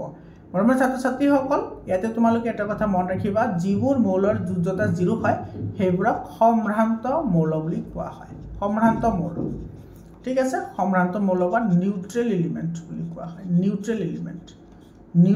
এলিমেন্ট বা সম্ভ্ৰান্ত কি বুলি কোৱা হয় মৌল বুলি কোৱা হয় আৰু ইহঁতক কি কৰা হয় সুকীয়া বৰ্গ এটাত ৰখা হয় যেটো বৰ্গ হৈছে 18 নম্বৰ বৰ্গ 18 নম্বৰ বৰ্গবোৰ হৈছে সম্ভ্ৰান্তক মৌল 17 নম্বৰ বৰ্গৰ মৌলবোৰ হৈছে হেলোজেন মৌল মনত ৰাখিবা এতিয়া তুমি আৰু এটা কথা লক্ষ্য কৰা যেহেতু এটো পৰ্যায় হয় সব পৰ্যায় এটাৰ যদি আমি বাওফালৰ পৰা সোফালে যাও লেফট টু ৰাইট এফালে গৈ আছো আমি এটো সব লিথিয়াম বেৰিলিয়াম এটো আমি ইফালে বাওফালৰ পৰা কোনফালে গৈ আছো সোফালে গৈ আছো তো তো বাওঁফালৰ পৰা যদি সোঁফালে যাওঁ তেতিয়াহ'লে কক্ষ চোৱা ইয়াতে কক্ষ আছে দুটা ইয়াতেও দুটা ইয়াতেও দুটা ইয়াতেও দুটা ইয়াতেও দুটা ইয়াতেও দুটা ইয়াতেও দুটা ইয়াতেও দুটা অৰ্থাৎ যদি আমি পৰ্যায়টাৰ বাওঁফালৰ পৰা সোঁফালে যাওঁ তেতিয়াহ'লে কি হয় তোমাৰ কক্ষৰ সংখ্যা একে থাকে কক্ষৰ সংখ্যা কি থাকে একে থাকে মনত ৰাখিবা এইবোৰ কিন্তু এমচিকিউত আহিব ঠিক আছে কক্ষৰ সংখ্যা কি থাকিব একে থাকিব কিন্তু যোজক ইলেক্ট্ৰন চোৱা যোজক ইলেক্ট্ৰনৰ সংখ্যা চোৱা প্ৰথমত চোৱা লিথিয়ামত আছে এটা বেৰিলিয়ামত দুটা তিনিটা চাৰিটা পাঁচটা ছয়টা সাতটা আঠটা তোমালোকে কিবা ধৰিব পাৰিলানে এতে হয় ধৰিব পাৰিলোঁ কি পালোঁ যে পৰ্যায়টাত যদি আমি লেফ্টৰ পৰা ৰাইটত যাওঁ অৰ্থাৎ বাওঁফালৰ পৰা সোঁফালে যাওঁ তেতিয়াহ'লে তোমাৰ কি হয় যোজক ইলেক্ট্ৰনৰ সংখ্যা এটা এটাকৈ বাঢ়ে এইটো চাই ইয়াতে এটা বাঢ়িছে ইয়াতে এটা বাঢ়িছে ইয়াতে এটা বাঢ়িছে এক এককৈ কি কৰিছে বাঢ়ি গৈছে কিন্তু কক্ষৰ সংখ্যা কি থাকিব সেম থাকিব আৰু তোমাৰ যোজক ইলেক্ট্ৰনৰ সংখ্যা এককৈ বাঢ়িব আৰু তোমাৰ পৰ্যায়টাৰ তুমি যদি লেফ্টৰ পৰা ৰাইটত যোৱা যেহেতু যোজক কক্ষৰ সংখ্যা বাঢ়ে সেইকাৰণে তোমাৰ ইয়াতে ধাতৱীয় গুণ কমে ধাতৱীয় গুণটো কমে ধাতৱীয় গুণ কি কৰে কমি যায় এইটো চা ধাতু ধাতু ধাতু হয়নে অধাতু অধাতু অধাতু অধাতু অধাতু চোৱা পৰ্যায়টাৰ যদি তুমি বাওঁফালৰ পৰা সোঁফালে যোৱা তেতিয়াহ'লে ধাতৱীয় গুণটো লাহে লাহে কমি যায় ঠিক আছে তাৰপিছত চোৱা 5.6ত কি কৈছে বহুত ইম্পৰ্টেণ্ট হয় ইলেক্ট্ৰনীয় বিন্যাসৰ পৰা মৌল এটাৰ যোজ্যতা কেনেকৈ গণনা কৰিব পাৰি এইটোতো যোৱা বছৰ বহুত জিলাত এই প্ৰশ্নটো আহিছে ডাইৰেক্টলি কুৱেশ্যন আহিছে এইটো 2 মাৰ্কৰ কাৰণে পাৰমাণৱিক সংখ্যা 12 আৰু মেগনেছিয়াম 12 টো মেগনেছিয়ামৰ হয় আৰু 16 টো সালফাৰৰ হয় ইহঁতৰ যোজ্যতা ওলাবলৈ দিছে তাৰ পিছৰ প্ৰশ্নটো হৈছে যে একেদৰে প্ৰথম 20টা মৌলৰ যোজ্যতা উলিওৱা পৰ্যায়টাত বাওঁফালৰ পৰা সোঁফাললৈ গ'লে যোজ্যতা কিদৰে পৰিৱৰ্তন হয় এইটো চোৱা এই প্ৰশ্নটো এমচিকিউ ডাইৰেক্ট আহে বৰ্গায়টাৰ ওপৰৰ পৰা তললৈ আহিলে যোজ্যতা কিদৰে পৰিৱৰ্তিত হয় তো তোমাৰ এইবোৰৰ আনসাৰ তুমি কেনেদৰে লিখিবা চোৱা প্ৰথমটো চোৱা মৌল এটাৰ পৰমাণুৰ বহিৰতম খোলত থকা ইলেক্ট্ৰনৰ সংখ্যাৰ পৰা কি কৰা হয় যোজ্যতা নিৰ্ণয় কৰা হয় আৰু কেনেদৰে নিৰ্ণয় কৰা হয় এইটো চোৱা ধাতু যদি হয় তেতিয়াহ'লে বহিৰতম কক্ষ থকা যোজক ইলেক্ট্ৰনৰ সংখ্যা কি হ'ব যোজ্যতা হ'ব আৰু যদি অধাতু হয় তেতিয়াহ'লে 8ৰ পৰা বহিৰতম কক্ষ থকা ইলেক্ট্ৰনৰ সংখ্যা কি কৰিব লাগে মাইনাস কৰিব লাগে এইটো আমি এই মাত্ৰ আলোচনা কৰিলোৱে তাৰপিছত তোমাৰ চোৱা এটো কি কৈছে মেগনেছিয়াম এতে চোৱা মেগনেছিয়ামৰ এটমিক নাম্বাৰ 12 গতিকে ইয়াৰ ইলেক্ট্ৰনৰ বিন্যাস হ'ব কি 282 যেহেতু মেগনেছিয়াম এটা ধাতু হয় গতিকে ইয়াৰ যোজ্যতা কিমান হ'ব 2 হ'ব বহিৰতম কক্ষত দুটা ইলেক্ট্ৰন আছে গতিকে ইয়াৰ যোজ্যতা কি হ'ব 2 হ'ব তাৰপিছত আছে সালফাৰ সালফাৰৰ হৈছে কিমান 16 এটোৰ ইলেক্ট্ৰনৰ বিন্যাস হ'ব 286 যেহেতু সালফাৰ এটা অধাতু গতিকে ইয়াৰে তোমাৰ যোজ্যতা কিমান হ'ব 8ৰ পৰা এটো -6 কৰিব লাগিব গতিকে 8 - 6 কিমান হ'ব 2 হ'ব বুজি পালানে এনেকৈ আমি মেগনেছিয়াম আৰু সালফাৰৰ যোজ্যতা আমি উলিয়াব পাৰো তাৰপিছত কৈছে প্ৰথম 20টা মৌলৰ যোজ্যতা ওলাবলৈ দিছে তো এটো চা প্ৰথম 20টা মৌল এটো চা মেগনেছিয়াম এটো নহয় বাৰু এটো চা প্ৰথম 20টা মৌল প্ৰথম 20টা এটো hydrogen helium lithium beryllium boron carbon nitrogen oxygen fluorine এনেকে তুমি যদি এটো যোজ্যতা তাৰ পিছত তোমাৰ ইয়াতে আছে যোজক ইলেক্ট্ৰন আৰু এটো হৈছে ইলেক্ট্ৰনীয় বিন্যাস এতে চোৱা ধুনীয়াকৈ লিখা আছে তোমালোকে পিডিএফ ফাইলটো লৈ লোৱা তাৰ পিছত তোমালোকে এইটো ধুনীয়াকৈ পঢ়িব পাৰিবা তাৰ পিছত চোৱা এৰে যেটো তোমাৰ এই যেটো প্ৰশ্ন আছিল এইটো চোৱা এই প্ৰশ্নটো কিন্তু বহুত ইম্পৰ্টেন্ট হয় পৰ্যায়টাত বাওঁফালৰ পৰা সোঁফাললৈ গ'লে যোজ্যতা কিদৰে পৰিৱৰ্তন হয় এই কোৱেশ্চনটো কিন্তু 2024 চনত অলৰেডি আহি গৈছে মেট্ৰিক পৰীক্ষাত ঠিক আছে এটোৰ আনসাৰ তুমি কেনেদৰে লিখিবা এইটো চোৱা এটোত আছে তোমাৰ এটা পৰ্যায়ত বাওঁফালৰ পৰা সোঁফাললৈ যোজ্যতা 1ৰ পৰা 4লৈ বৃদ্ধি হয় তাৰ পিছত 1লৈ হ্ৰাস পায় সম্ৰান্ত গেছৰ ক্ষেত্ৰত শূন্য হৈ গৈ অৰ্থাৎ এটা পৰ্যায়ত যোজ্যতা প্ৰথমতে 1ৰ পৰা 1 2 3 4 এনেকৈ যাব তাৰ পিছত আহিব 3 2 1 0 ঠিক আছে এটো হৈছে তোমাৰ কি যোজ্যতা তাৰ পিছত চোৱা বৰ্গৰ কথা কৈছে তো বৰ্গ এটাৰ যদি আমি ওপৰৰ পৰা তললৈ যাওঁ তেতিয়াহ'লে যোজ্যতাৰ কোনো পৰিৱৰ্তন নহয় অৰ্থাৎ কি থাকে যোজ্যতা একে থাকে মনত ৰাখিবা যে বহুত ইম্পৰ্টেন্ট হয় বহিৰতম কক্ষত যোজক ইলেক্ট্ৰনৰ সংখ্যা সমান হোৱাৰ বাবে এনে হয় অৰ্থাৎ যেহেতু তোমাৰ বৰ্গ এটাৰ যদি ওপৰৰ পৰা তললৈ আহা তেতিয়াহ'লে কিন্তু তোমাৰ কি নহয় যোজক ইলেক্ট্ৰনটো বৃদ্ধি নহয় যাৰ ফলত ইহঁতৰ যোজ্যতা কি থাকে একে থাকে তাৰপিছত চোৱা 5.7 ইয়াতে কি কৈছে দ্বিতীয় পৰ্যায়ৰ মৌলবোৰৰ পাৰমাণৱিক ব্যাসাৰ্ধ দ্বিতীয় পৰ্যায়ৰ মৌলবোৰৰ পাৰমাণৱিক ব্যাসাৰ্ধ ইয়াতে দিয়া আছে চোৱা বৰণৰ 88 বেৰিলিয়ামৰ তোমাৰ 111 অক্সিজেনৰ পাৰমাণৱিক ব্যাসাৰ্ধ হৈছে 66 এটো সব পিএম মানে হৈছে পিকোমিটাৰ ঠিক আছে পিকোমিটাৰ এটো মনত ৰাখিবা পিকোমিটাৰ এটো তোমাৰ ই কৰা হয় মৌলসমূহৰ পাৰমাণৱিক ব্যাসাৰ্ধ জোখা যেটো একক এটো হৈছে পিকোমিটাৰ নাইট্ৰজেনৰ 74 লিথিয়ামৰ 152 আৰু কাৰ্বনৰ হৈছে 77 এতিয়া কোৱেশ্চন চোৱা ইহতৰ পাৰমাণৱিক ব্যাসাৰ্ধ অধক্ৰম অধ মানে ডাঙৰৰ পৰা সৰুলৈ সো আটাইতকৈ ডাঙৰ কোন লিথিয়াম তাৰ পিছত বেৰিলিয়াম তাৰ পিছত বৰন তাৰ পিছত কাৰ্বন তাৰ পিছত নাইট্ৰজেন তাৰ পিছত অক্সিজেন তোমালোকে কিন্তু এই যেটো সিৰিজ এটো কিন্তু মনত ৰাখিবা এটো বহুত ইম্পৰ্টেন্ট হয় এটো চোৱা 152 111 88 77 74 আৰু 66 হৈ গল তাৰ মানে ইয়াতে চোৱা তুমি যেতিয়া এই মৌলবোৰ তুমি অধক্ৰমত সজালা অধক্ৰমত যে সজালা অধক্ৰমত সজোৱাৰ লগে লগে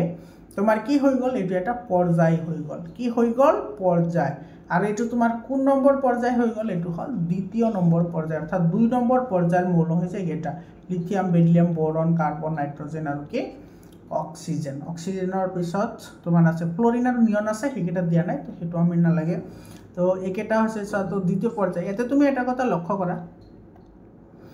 পৰ্যায় এটাত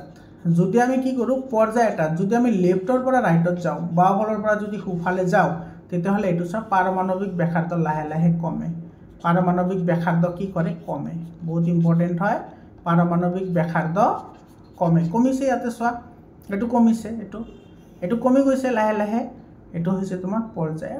ধৰ্ম বুজি পালানে তাৰ পিছত চোৱা এতিয়া মৌলকেইটা একেদৰে সজ্জিত হল নে হল এটো তোমাৰ দ্বিতীয় পৰ্যায়ৰ মৌলৰ নিচিনাকৈ সজ্জিত হৈছে আটাইতকৈ ডাঙৰ কোনটো লিথিয়াম আৰু আটাইতকৈ সৰু কোনটো অক্সিজেন এটো আটাইতকৈ ডাঙৰটো হৈছে লিথিয়াম আটাইতকৈ সৰুটো হৈছে অক্সিজেন তাৰ পিছৰ যেটো প্ৰশ্ন আছে সেই প্ৰশ্নটো কিন্তু বহুত ইম্পৰ্টেন্ট এই প্ৰশ্নটো বহুতেই ইম্পৰ্টেন্ট হয় এটো চা পৰ্যায় এটাত বাওফালৰ পৰা সোফাললৈ গলে কি দৰে পাৰমাণৱিক ব্যাসাৰ্ধৰ পৰিৱৰ্তন ঘটে এটোৰ আনসাৰ কেনেকৈ লিখিবা এটো চা পৰ্যায় এটাত বাওফালৰ পৰা সোফাললৈ গলে নিউক্লিয় আধান বৃদ্ধিৰ বাবে মৌলবোৰৰ পাৰমাণৱিক ব্যাসাৰ্ধ হ্ৰাস পায় তাৰ পিছত তোমাৰ বৃদ্ধি হোৱা নিউক্লিয় আধান এই ইলেক্ট্ৰনবোৰক নিউক্লিয়াছৰ পিনে আকৰ্ষণ কৰে আৰু হে পৰমাণুৰ আকাৰ কি হয় সৰু হয়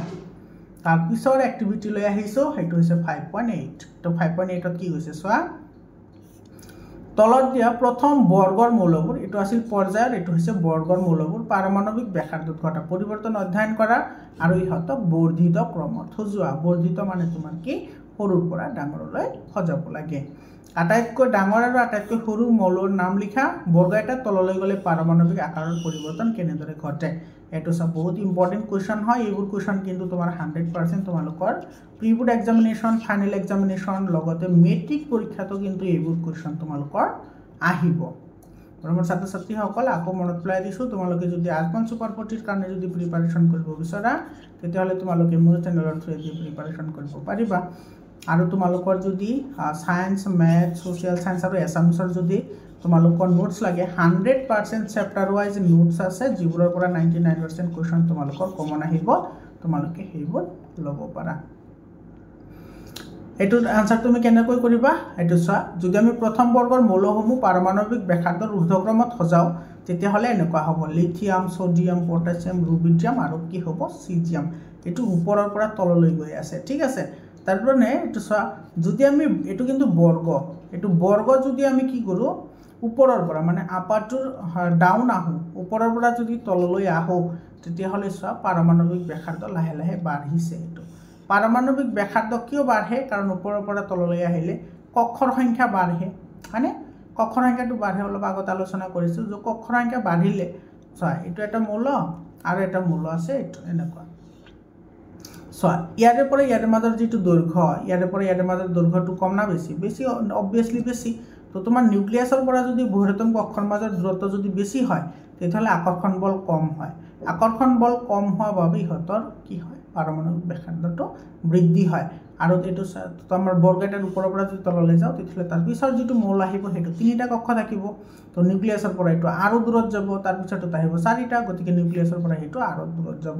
গতিকে এনেকৈ গৈ গৈ তোমাৰ কি হ'ব পাৰমাণৱিক ব্যাসাৰ্ধটো বৃদ্ধি হ'ব আৰু পাৰমাণৱিক ব্যাসাৰ্ধ যিমানে বৃদ্ধি হয় ইলেক্ট্ৰন হেৰুৱাৰ প্ৰৱণতা সিমানে বাঢ়ে এইখিনি বুজি পালা তাৰপিছত ছয় ইয়াতে আটাইতকৈ তোমাৰ কি কৈছে সৰু পৰমাণু আটাইতকৈ সৰু কোনটো হ'ব আটাইতকৈ সৰু হ'ব লিথিয়াম আৰু আটাইতকৈ ডাঙৰ কোনটো হ'ব এইটো চিজিয়াম আটাইতকৈ ডাঙৰ তাৰপিছত চোৱা এইটো বৰ্গ এটাৰ ওপৰৰ পৰা তললৈ গ'লে পাৰমাণৱিক ব্যাসাৰ্ধ কেনেদৰে চেঞ্জ হয় বহুতেই ইম্পৰ্টেণ্ট হয় কুৱেশ্যনটো বৰ্গ এটাৰ ওপৰৰ পৰা তললৈ পাৰমাণৱিক ব্যাসাৰ্ধ বৃদ্ধি পায় কিন্তু মৌলসমূহত নতুন কক্ষ যোগ হৈ থাকে যাৰ ফলত নিউক্লিয়াছ আৰু বৃহত্তম ইলেক্ট্ৰনৰ মাজৰ দূৰত্ব বাঢ়ি গৈ থাকে যিটো কাৰণ মই এইমাত্ৰ তোমালোকক বুজাই দিলোঁ নিউক্লিয়াৰ আদান বঢ়াৰ লগে লগে পাৰমাণৱিক আকাৰো বাঢ়ি যায় বুজি পালানে এতিয়া আহিছোঁ আমাৰ এক্টিভিটি 5.9 এইটো চোৱা কি কৈছে তৃতীয় পৰ্যায়ৰ মৌলবোৰ পৰীক্ষা কৰা আৰু ইহঁতৰ ধাতু আৰু অধাতু হিচাপে চিনাক্তকৰণ কৰা পৰ্যাবৃত্ত তালিকাৰ কোনফালে তোমালোকে ধাতু পাবা পৰ্যাবৃত্ত তালিকাৰ কোনফালে অধাতু পাবা তো ইয়াতে চোৱা আমি যদি ইলেক্ট্ৰনৰ বিন্যাস চাওঁ তেতিয়াহ'লে আমি ইয়াৰ পৰা ক'ব পাৰিম ঠিক আছে তো তোমালোকে আৰু ইয়াতে ইম্পৰ্টেণ্ট বহুত ইম্পৰ্টেণ্ট কথা তোমালোকে মনত ৰাখিবা যিবোৰ ধাতু আছে যিবোৰ কি আছে ধাতু সেই ধাতুবোৰৰ যোজ্যতা হয় 1 হ'ব হয় 2 হ'ব নহ'লে 3 হ'ব ঠিক আছে আৰু ইহঁতৰ বহিৰতম কক্ষত ইলেক্ট্ৰন থাকে এটা দুটা বা তিনিটা মনত থাকিব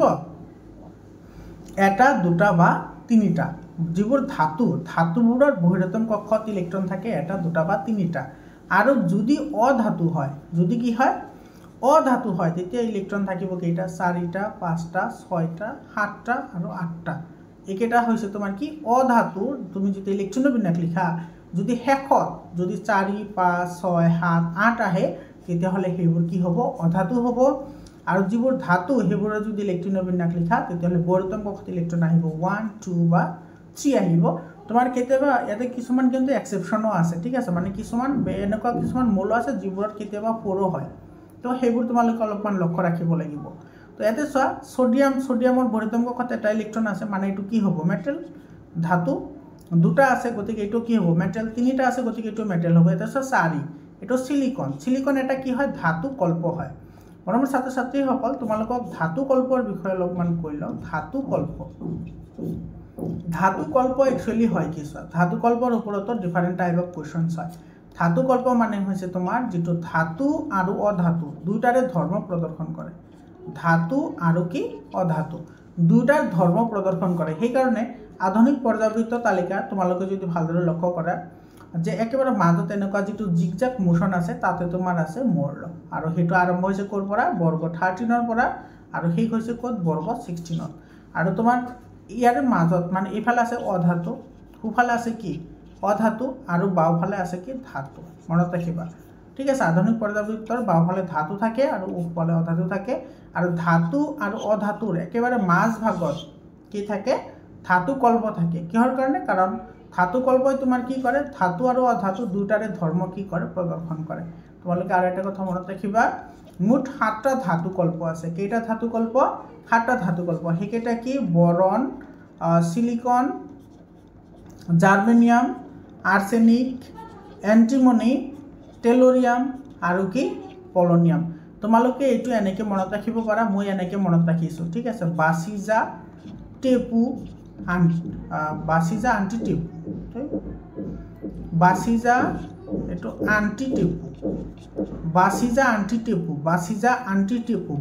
আন্টিটেপু চাবা বা মানে এইটো বৰণ সি মানে হৈছে তোমাৰ সিলিকন জে মানে হৈছে জাৰ্মেনিয়াম আৰ্ছেনিক বাসিজা মানে আৰ্ছেনিক আন্টি মানে এইটো হৈছে তোমাৰ কি এন্টিমনি এইটোৰ নাম হৈছে কি এন্টিমনি টে মানে হৈছে কি তোমাৰ টেলুৰিয়াম আৰু পো মানে হৈছে পলনিয়াম তো কি হৈ গ'ল বাসিজা আন্টিটেপু হ'ল অৰ্থাৎ boron silicon germanium arsenic antimony tellurium আৰু পলনিয়াম এইকেইটা হৈছে ধাতু কল্প এইকেইটা কি ধাতু কল্প মনত ৰাখিবা ইম্পৰ্টেণ্ট হয় ইয়াৰ পৰাও কিন্তু MCQ আহে তেতিয়া চব 4 ধাতু কল্প চব 5 6 7 আৰু যদি 8 আহে বহিৰতম কক্ষ তেতিয়াহ'লে গোটেইকেইটা কি হ'ব অধাতু হ'ব এইটো মই ক'লোৱে তোমালোকক আৰু এইটোতো ক'লোৱে যে বাওঁফালে ধাতু থাকে আৰু সোঁফালে কি থাকে অধাতু থাকে হয়নে এতিয়া চোৱা কাৰ্যকলাপ 5.10 এটো কি কৈছে বৰ্গ এটাত ইলেক্ট্ৰন হেৰুৱাৰ প্ৰৱণতা কিদৰে ক্ৰম পৰিৱৰ্তিত হয় বহুতেই ইম্পৰ্টেন্ট কোৱেশ্চন হয় দুটা এটো তোমাৰ 10 আৰু 11 ঠিক আছে বহুত ইম্পৰ্টেন্ট হয় আৰু পৰ্যায় এটাত ইয়াৰ প্ৰৱণতা কিদৰে পৰিৱৰ্তন হয় বহুত ইম্পৰ্টেন্ট হয় তোমালোকৰ half yearly pre board examination আৰু মেট্ৰিক পৰীক্ষাত কিন্তু ইয়াৰ পৰা তোমালোকে কোৱেশ্চন পাবা তো চোৱা এটো বৰ্গ এটাত ইলেক্ট্ৰন হেৰুৱাৰ প্ৰৱণতা কিদৰে পৰিৱৰ্তন হয় চোৱা বৰ্গ এটাত তলৰ পিনে যোজক ইলেক্ট্ৰনৰ ওপৰত ক্ৰিয়া কৰা কাৰ্যকৰী নিউক্লিয়াৰ আধানৰ মান কমে কিয়নো বহিৰতম কক্ষৰ ইলেক্ট্ৰনসমূহ নিউক্লিয়াছৰ মাজত দূৰত্ব বাঢ়ে এই অৱস্থাত মৌলসমূহে সহজে ইলেক্ট্ৰন হেৰুৱাব পাৰে এনেদৰে বৰ্গৰ তলৰ পিনে ইলেক্ট্ৰন হেৰুৱাৰ প্ৰৱণতা কি হয় বৃদ্ধি পায় তোমালোকে চোৱা এটো মই তোমালোকক ডায়াগ্ৰাম আঁকি দেখুৱাই দিছো ঠিক আছে আমি বৰ্গ 1 লম ঠিক আছে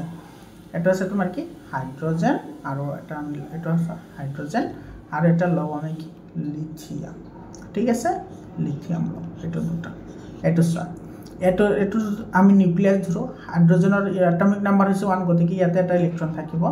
এটা চা নিউক্লিয়াছৰ পৰা ইলেক্ট্ৰন মাজৰ যেটো লেংথ আৰু এটো যদি নিউক্লিয়াস হয় এটা চা ইয়াৰে তোমাৰ লিথিয়ামৰ আছে 3টা তো প্ৰথম কক্ষত আহিব দুটা আৰু তোমাৰ শেষৰ কক্ষত আহিব একটা হয়নে তো ইয়াৰে পৰা তোমাৰ ইয়াৰে মাজৰ যেটো দূৰত্ব হেটো তোমাৰ কি আছে বেছি আছে আৰু ইয়াতে দূৰত্ব কি আছে কম আছে তো নিউক্লিয়াস আৰু তোমাৰ বহিৰতম কক্ষৰ মাজৰ দূৰত্ব যদি বাঢ়ি যায় তেতিয়াহলে ইয়াতে যেটো ইলেক্ট্ৰন আছে সেই ইলেক্ট্ৰনটো আঁতৰ কৰিবলৈ হলে আমি কম শক্তি লাগিব আৰু ই যেহেতু একেবাৰে ওচৰত আছে নিউক্লিয়াছৰ একেবাৰে ওচৰত আছে গতিকে আমি ইয়াৰে পৰা ইলেক্ট্ৰন এটা এৰুৱাবলৈ কি লাগিব বেছি শক্তিৰ প্ৰয়োজন হ'ব অৰ্থাৎ যদি পাৰমাণবিক ব্যাসাৰ্ধ যদি বেছি হয় অৰ্থাৎ মৌল এটা যদি ডাঙৰ হয় তেতিয়াহলে ইলেক্ট্ৰন হেৰুৱাৰ প্ৰৱণতাটো বেছি থাকে কাৰণ তোমাৰ কাৰ্যকৰী নিউক্লিয়াৰ আধান আৰু নিউক্লিয়াছৰ মাজৰ আকৰ্ষণ বলটো কম থাকে আৰু একেবাৰে ওচৰত থাকিলে কি হয় আকৰ্ষণ বলটো তোমাৰ বেছি থাকে হয়নে ওচৰত থাকিলে আকৰ্ষণ বল বেছি দূৰত থাকিলে আকৰ্ষণ বল কম গতিকে আকৰ্ষণ বল যদি কম হয় সহজে ইলেক্ট্ৰন হেৰুৱাব আৰু যদি আকৰ্ষণ যদি দূৰত্ব কম হয় তেতিয়াহলে আকৰ্ষণ বল বেছি হয় গতিকে সহজে ইলেক্ট্ৰন হেৰুৱাব নোৱাৰে আৰু এইটো তোমালোকে মনত ৰাখিবা এইটো হৈছে তোমাৰ বৰ্গ এটাৰ যদি ওপৰৰ পৰা তললৈ আহো তেতিয়াহলে মৌল এটা ইলেক্ট্ৰন সোনকালে হেৰুৱাব পাৰে অৰ্থাৎ মৌলৰ ইলেক্ট্ৰন হেৰুৱাৰ প্ৰৱণতাটো কি হয় বাঢ়ে আৰু ইলেক্ট্ৰন হেৰুৱাৰ প্ৰৱণতা বাঢ়িলে তোমাৰ কি হয় ধাতৱীয় গুণটো বৃদ্ধি হয় অৰ্থাৎ ধাতৱীয় গুণ কি হয় বাঢ়ে মনত ৰাখিবা বৰ্গ এটাৰ ওপৰৰ পৰা তললৈ আহিলে কক্ষৰ সংখ্যা এটা এটাকৈ বাঢ়িব যোজক ইলেক্ট্ৰনৰ সংখ্যা একে থাকিব যোজ্যতাও একে থাকিব তাৰ পিছত তোমাৰ পাৰমাণবিক ব্যাসাৰ্ধ বৃদ্ধি হ'ব মৌলসমূহৰ ইলেক্ট্ৰন হেৰুৱাৰ প্ৰৱণতা বাঢ়িব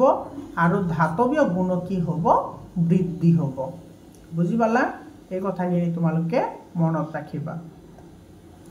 পৰ্যায় এটাত এই প্ৰৱণতা অৰ্থাৎ ইলেক্ট্ৰন হেৰুৱাৰ প্ৰৱণতা কি হয় চোৱা বৰ্গত যেটো আমি কলো পৰ্যায় তাৰ উলুটা হয় কেনেকৈ উলুটা হয় চোৱা পৰ্যায় এটাত সোঁফাললৈ যোজক ইলেক্ট্ৰনৰ ওপৰত ক্ৰিয়াশীল কাৰ্যকৰী নিউক্লিয়াৰ আধানৰ মান বৃদ্ধি পায় কিন্তু বহিৰতম কক্ষত ইলেক্ট্ৰন সহ আৰু নিউক্লিয়াছৰ মাজৰ দূৰত্ব হ্ৰাস পায় সেইকাৰণে ইলেক্ট্ৰন হেৰুৱাৰ প্ৰৱণতাটো কমে মনত ৰাখিবা যদি আমি পৰ্যায়ৰ কথা কওঁ পৰ্যায় এটাত যদি আমি লেফটৰ পৰা ৰাইটত যাওঁ অৰ্থাৎ বাওঁফালৰ পৰা সোঁফালে যাওঁ তেতিয়াহলে তোমাৰ কি হয় কাৰ্যকৰী নিউক্লিয়াৰ আধানৰ সংখ্যা বৃদ্ধি পায় কাৰ্যকৰী নিউক্লিয়াৰ আধানৰ সংখ্যা বৃদ্ধি পোৱাৰ লগে লগে নিউক্লিয়াছ আৰু তোমাৰ যিবোৰ নিউক্লিয়াৰ আধান থাকে অৰ্থাৎ কাৰ্যকৰী নিউক্লিয়াৰ আধান থাকে ইহঁতৰ মাজৰ আকৰ্ষণ বলটো বৃদ্ধি পায় আৰু আকৰ্ষণ বল বৃদ্ধি পোৱাৰ লগে লগে ইহঁতৰ যিটো দূৰত্ব হেতু কমি যায় তো দূৰত্ব যদি কমি যায় তেতিয়াহলে ইলেক্ট্ৰন সোনকালে কি কৰিব নোৱাৰে এৰিব নোৱাৰে আৰু যদি ইলেক্ট্ৰন সহজে হেৰুৱাব নোৱাৰে তাৰ মানে এটো তোমাৰ কি হয় অধাতৱীয় গুণটো কি হয় বৃদ্ধি হয় মনত ৰাখিবা পৰ্যায়টাত যদি আমি বাওঁফালৰ পৰা যদি সোঁফালে যাওঁ তেতিয়াহলে তোমাৰ কি হ'ব কাৰ্যকৰী নিউক্লিয়াৰ আধানৰ মান বাঢ়িব তাৰ পিছত তোমাৰ কি হ'ব পাৰমাণবিক ব্যাসাৰ্ধ কমিব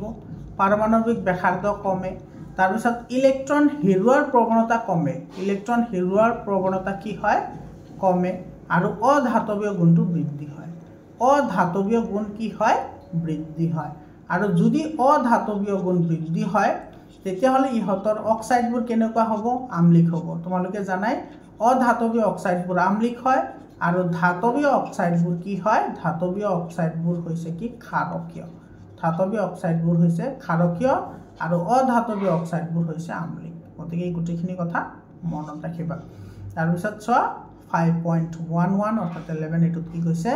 পৰ্যায়টোত বাওফালৰ পৰা সোঁফাললৈ গ'লে ইলেক্ট্ৰন লাভ কৰাৰ প্ৰৱণতা কিদৰে সলনি হয় বহুত ইম্পৰ্টেন্ট কোৱেশ্চন হয় বৰ্গাকাৰৰ তললৈ আহি ইলেক্ট্ৰন লাভ কৰাৰ প্ৰৱণতা কিদৰে সলনি হয় তো এটোৰ আনসাৰ লিখিবা এনেদৰে যেহেতু পৰ্যায়টোত বাওফালৰ পৰা সোঁফাললৈ যোজক ইলেক্ট্ৰনৰ ওপৰত ক্ৰিয়া কৰি কাৰ্যকৰী নিউক্লিয় আধানৰ মান বাঢ়ে গতিকে ইলেক্ট্ৰন হেৰুৱাৰ প্ৰৱণতাটো বাঢ়ে আৰু বৰ্গাকাৰৰ ওপৰৰ পৰা যোজক ইলেক্ট্ৰনৰ ওপৰত ক্ৰিয়া কৰা নিউক্লিয় আধানৰ মান কমে গতিকে বহিৰতম ইলেক্ট্ৰনসমূহৰ নিউক্লিয়াছৰ মাজত দূৰত্ব বাঢ়ে আৰু হেয়ে বৰ্গাকাৰৰ ওপৰৰ পৰা তলৰ ফালে ইলেক্ট্ৰন লাভ কৰাৰ প্ৰৱণতাটো কমে লাভ কৰাৰ প্ৰৱণতা কমে মানে কি তোমাৰ সোনকালে এৰি দিয়ে আৰু গ্ৰহণ কৰাৰ প্ৰৱণতাটো তোমাৰ কি হয়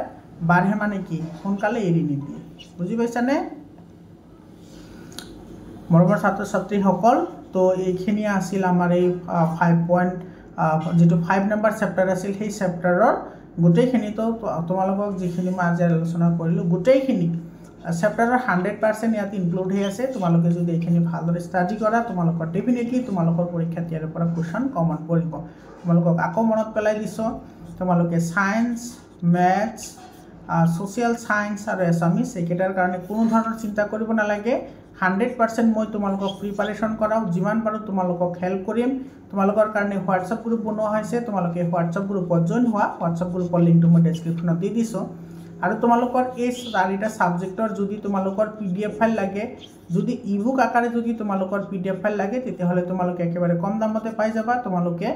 এটো নম্বৰত কন্টাক্ট কৰিবা যদি তোমালোকৰ পিডিএফ ফাইল লাগে 7002824673 এটো মোৰ হোৱাটসএপ নম্বৰ হয় পাৰ্সোনাল হোৱাটসএপ নম্বৰ হয় তোমালোকে এটো নম্বৰত মেসেজ কৰিবা মৰমৰ ছাত্ৰ ছাত্ৰীসকল তোমালোকৰ ভিডিওটো কেনেকুৱা লাগিল তোমালোকে কমেন্ট কৰি জনাবা আৰু যদি কিবা বুজি নোপোৱা নাই তেতিয়াহলে তোমালোকে সেইখিনিও কমেন্ট কৰি জনাবা আৰু যদি কোনো চেপ্টাৰৰ যদি এনেকুৱা ধৰণৰ ওয়ান শট ভিডিও লাগে তোমালোকে সেইখিনিও কমেন্ট কৰি